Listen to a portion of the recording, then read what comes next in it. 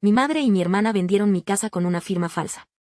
Siempre pensé que la familia era un refugio seguro, el lugar al que regresas cuando el mundo exterior se vuelve hostil. Qué equivocada estaba. Mi nombre es Elena y esta es la historia de cómo las dos personas en las que más confiaba, mi madre Patricia y mi hermana Valeria, decidieron que mi futuro no valía nada comparado con sus caprichos. Todo comenzó hace casi 3 años.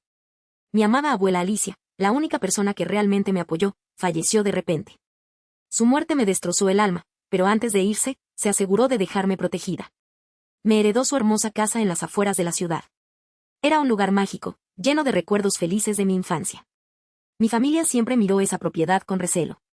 Mi madre decía que era injusto que la casa fuera solo para mí, pero mi abuela sabía lo que hacía. Valeria era la consentida que recibía todo sin mover un dedo, mientras yo trabajaba duro para pagar mis estudios. Un año después, se me presentó una oportunidad de oro en mi carrera como ingeniera en España. Era un contrato de 2 años con un excelente sueldo, perfecto para ahorrar, regresar y remodelar la casa de mi abuela para convertirla en mi hogar definitivo. El único problema era qué hacer con la casa mientras yo no estaba. Ingenuamente, decidí confiar en mi madre. Le entregué un juego de llaves para que pudiera ventilar el lugar, regar las plantas y asegurarse de que todo estuviera en orden. No te preocupes, mi niña, me dijo mi madre con un abrazo que sentí sincero, yo cuidaré de tu patrimonio como si fuera mío. Con el corazón tranquilo, empaqué mis maletas y tomé un avión. Durante los primeros meses, todo marchaba de maravilla. Hablaba con mi madre y Valeria casi todos los fines de semana. Les preguntaba por la casa y mi madre siempre me decía que todo estaba perfecto y que ella misma iba cada domingo a limpiar. Sin embargo, al cumplir 1 año y medio fuera, noté un cambio extraño. Sus llamadas se volvieron distantes y evasivas. Cuando les preguntaba por la propiedad, cambiaban de tema rápidamente o inventaban fallas en la señal. Atribuí todo al estrés, sin imaginar la pesadilla que estaban construyendo a mis espaldas. Finalmente, mi contrato terminó. Decidí no avisarles de mi fecha de regreso porque quería darles una sorpresa maravillosa. Quería llegar directamente a mi casa, limpiarla un poco y luego aparecer en la cena familiar. ¡Qué tonta fui! Cuando el taxi me dejó frente a la propiedad, mi corazón se detuvo. Las hermosas paredes de piedra habían sido pintadas de un gris moderno, el jardín de rosas había sido reemplazado por cemento plano, y en la entrada había un auto desconocido. Con las manos temblorosas, toqué el timbre. Un hombre desconocido abrió vistiendo ropa cómoda. Detrás de él, vi a una niña corriendo por la sala remodelada. Le pregunté quién era y qué hacía en mi casa. El hombre me miró con desconfianza y respondió, ¿de qué habla? Esta es mi casa. La compré legalmente hace 6 meses. En ese preciso instante, sentí que el suelo se abría bajo mis pies. El hombre, al ver mi rostro pálido y notar que estaba al borde de un colapso, me pidió que me calmara. Insistí en que debía ser un error, que yo era la legítima dueña y que acababa de regresar del extranjero. Al ver mi desesperación, el hombre entró a la casa y regresó con una carpeta azul. Al abrirla, me mostró una copia de la escritura de compraventa. Allí, impreso en papel notarial, estaba mi nombre completo, mi número de identificación, al final, una firma que imitaba la mía de manera casi perfecta. El documento declaraba que yo le había vendido la propiedad por una suma considerable de dinero y que el trato se cerró ante un notario local hacía exactamente 6 meses. El comprador me explicó que la transacción se realizó a través de mi hermana Valeria, quien supuestamente actuaba como mi representante con un poder notarial firmado por mí antes de irme a España. La traición era tan inmensa que me costaba respirar. Mi propia familia me había robado mi único patrimonio mientras yo trabajaba al otro lado del océano. No perdí más tiempo. Tomé un taxi hacia la casa de mi madre. Al abrir la puerta con mi antiguo juego de llaves, las encontré a las dos sentadas en el comedor, riendo mientras revisaban catálogos de viajes.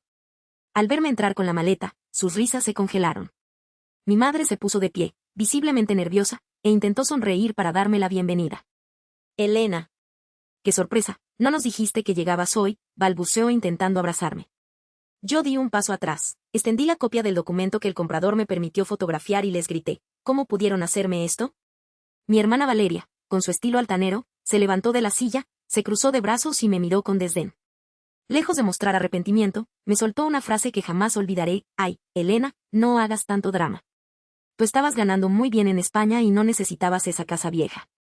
Nosotros necesitábamos el dinero con urgencia.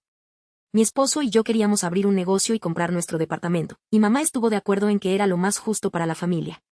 Mi madre asintió, intentando justificar lo injustificable, hija, tu hermana pasaba por un momento difícil. Tú siempre has sido la fuerte, la que puede sola. Valeria necesitaba un empujón. Pensamos que cuando regresaras, con tus ahorros, podrías comprarte algo mejor. Al fin y al cabo, somos familia. Escuchar eso de mi propia madre me rompió el corazón. No solo me habían robado, sino que minimizaban su delito bajo la fachada del amor familiar. Valeria confesó que se habían gastado todo en el enganche de su nuevo departamento, en viajes y en el negocio de su esposo, que por cierto ya había quebrado. Cuando les advertí que iría a la policía, mi madre me amenazó directamente: si te atreves a denunciar a tu propia hermana, te juro que te desheredo de lo poco que me queda y me encargaré de que toda la familia te dé la espalda. Lo que ellas no sabían era que el esposo de mi hermana, quien trabajaba como asistente en una notaría local, había sido el cerebro detrás de todo, usando sus contactos para falsificar el poder notarial y validar la venta fraudulenta de mi propiedad. La amenaza de mi madre no me detuvo. Al día siguiente, busqué a un excelente abogado de fraudes inmobiliarios. Al ver que yo estaba en otro continente durante la supuesta firma, sonrió con confianza: es un caso claro de falsificación. Tenemos registros migratorios y pasaportes que demuestran que era imposible que estuvieras aquí. Recuperaremos tu casa, pero esto enviará a personas a la cárcel. El dolor de la traición se transformó en sed de justicia. Presentamos una demanda penal contra mi hermana, su esposo y la notaría. Cuando las notificaciones llegaron, el caos se desató. Mi teléfono no paraba de sonar con mensajes de familiares acusándome de egoísta por preferir una casa antes que la libertad de mi hermana. Mi madre me llamaba llorando, diciendo que yo era un monstruo y que la estaba matando de un infarto. Valeria y su esposo se presentaron de rodillas en mi departamento provisional, suplicándome que retirara la demanda. Él se enfrentaba a la pérdida de su licencia profesional y a una inminente pena de prisión. Me ofrecieron firmar un pagaré para devolverme el dinero en 10 años. 10 años. Un papel sin valor firmado por estafadores. Los miré fijamente y les dije que la justicia seguiría su curso. No había marcha atrás. Durante los meses siguientes, el proceso avanzó. Mi abogado logró demostrar que las firmas eran falsas mediante un peritaje detallado. El juez ordenó la nulidad absoluta de la venta, lo que significaba que la propiedad legalmente volvía a ser mía. Por supuesto, esto dejó en una situación terrible al comprador inocente, pero la ley determinó que la notaría y los estafadores debían indemnizarlo. Actualización. Han pasado casi 8 meses desde que el juez dictó la sentencia definitiva a mi favor y finalmente puedo escribir el desenlace de esta tormentosa etapa de mi vida. Las consecuencias de sus propios actos terminaron por destruir por completo el estilo de vida que mi hermana y su esposo intentaron construir a mi costa. Al no tener el dinero para indemnizar al comprador estafado, el juez ordenó el embargo total de sus bienes. Su departamento de lujo fue subastado y su esposo fue condenado a 3 años de prisión suspendida, perdiendo su carrera por completo. Valeria regresó con mi madre, derrotada y sin un centavo. Mi madre se niega a hablarme, bloqueándome de todas partes. Al principio, ese rechazo me dolía, pero hoy, mientras escribo esto sentada en la sala de la casa de mi abuela, con una taza de café caliente, siento una paz profunda. He aprendido que la sangre no define a la familia. La verdadera familia es la que te cuida y te respeta, no la que te apuñala por la espalda cuando estás lejos. Con el dinero que ahorré en España, logré remodelar la casa respetando su estructura original.